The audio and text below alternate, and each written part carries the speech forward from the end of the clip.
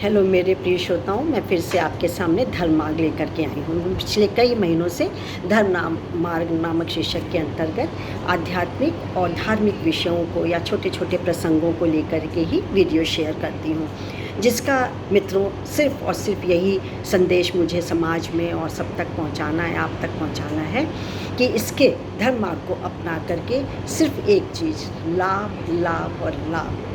इसीलिए इसकी उपयोगिता हमारे जीवन में पूरे जीवन पर्यंत हमको बहुत हमारी लाभदायक होती है। इसकी उपयोगिता दिन प्रतिदिन बढ़ती चली जाती है। तो इसी कड़ी में मैंने आज एक शीर्षक निकाल के रखा है आपके लिए। इसका है कृतज्ञता का भाव, और इसको हम तक लाए हैं डॉक्टर हरिप्रसाद चौबे जी। हरिप्रसाद दुबे जी, आपका बहुत, चौबे नहीं है, दुबे जी, आपका बहुत बहुत नमस्कार, धन्यवाद कि आपकी बात मैं जन जन तक रखती हूँ। तो देखते ही कृतज्ञता का भाव क्या है। कृतज्ञता मानव जीवन का पोषक तत्व है। इसके बिना जीवन रस फीका दिखाई पड़ता है। यह जीवन मूल्यों में एक श्रेष्ठ कोटि का शाश्वत सद्गुण है। एक संपूर्ण मानवता की कसौटी पर खरा उतरने के लिए कृतज्ञता का भाव आत्मसात कर लेने पर दूसरों को सुधारने की पात्रता आती है। उन्नति करने के लिए कृतज्ञता की आवश्यकता है।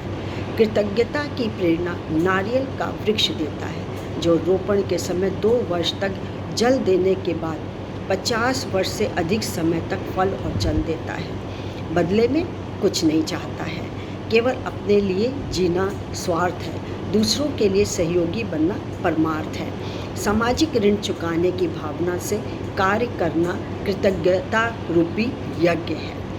हनुमान के प्रति राम इतने कृतज्ञ होते हैं कि वे चाहते हैं कि कभी हनुमान पर ऐसा कोई कष्ट आए ही नहीं जिसके लिए राम की उन्हें आवश्यकता पड़े। बहुत बड़ी बात, बहुत ऊंची बात है। भले ही राम जीवन पर्यंत कृतज्ञ बने रहें। कृतज्ञता वह सद्गुण है जिसकी अभिव्यक्ति हमारा कर्तव्य है, परंतु इसकी अपेक्षा करना हमारा अधिकार नहीं है। इसलिए कहा गया, नेकी कर दरिया में डाल।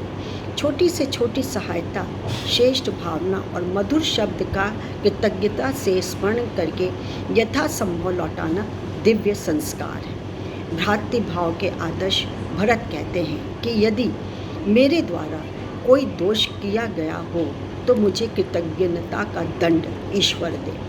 कृतज्ञता के बदले कृतज्ञता करने वालों के लिए प्रायश्चित करने के लिए किसी विकल्प की संभावना नहीं रहती। कृतज्ञता किसी के प्रति योग्यता को स्वीकार करने का ही भाव है। मूल्यांकन करने के लिए योग्यता का होना एक आवश्यक शर्त भी है।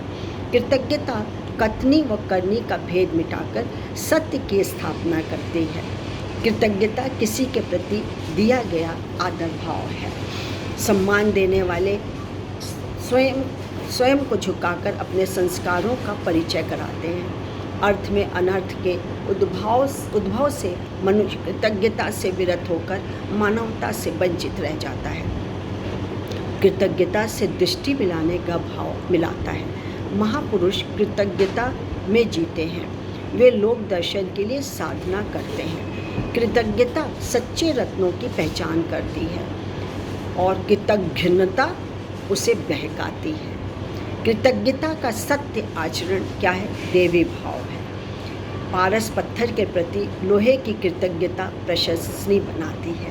तो ये मेरा मकसद रहता है कि अच्छे अच्छे विचार, चाहे वो धार्मिक हो, चाहे आध्यात्मिक हो, आप तक किसी तरह पहुंचा दूँ। बहुत बल मिलता है इससे, बहुत ऊर्जा मिलती है हमको, और हम एक अच्छी दिशा की ओर हमारा निर्देशन होता है। हम एक राह अच्छी पकड़ते हैं, क्योंकि नाम ही है धर्म मार्ग। तो चलिए आज के लिए इतना ही।